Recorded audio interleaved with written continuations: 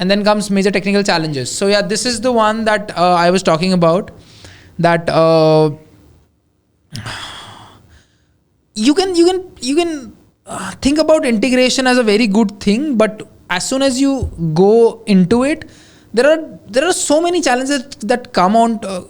Come at your face, which are not easy to handle or manage, and taking a wrong decision at a particular point of time for the integration strategy can completely mess up with your complete data and system and your business in turn.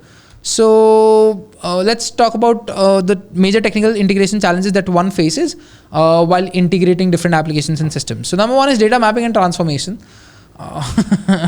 Let's not talk about it, because a lot of times what happens is the consultants or the people who are doing the integration do some data mapping in a wrong way, or do not understand the data transformation or the ETL related things or the key concepts of ETL, and hence they struggle with all of those things, which create a lot of problem in the end.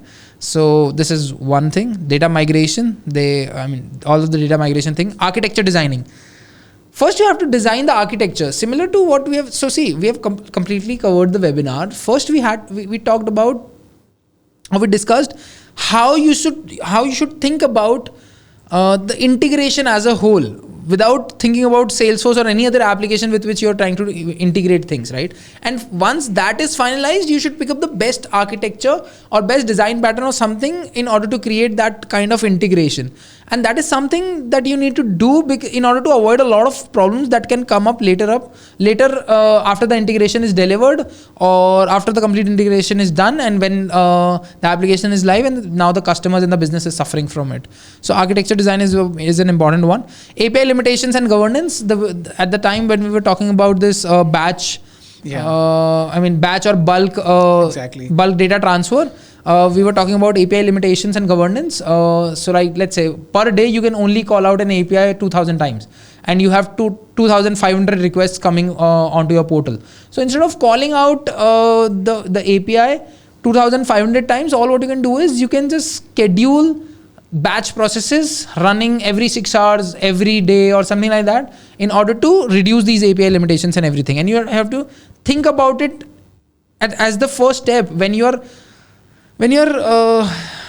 trying to understand the requirements of the business. At that point of time only, you have to figure out that how many requests per day of this API are going to be made, and based on to that only you have to compare the API limitations that are there for the particular system, and accordingly you have to design the architecture.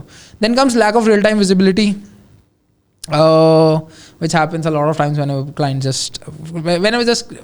are just willing to share their sandbox without any relevant data into it.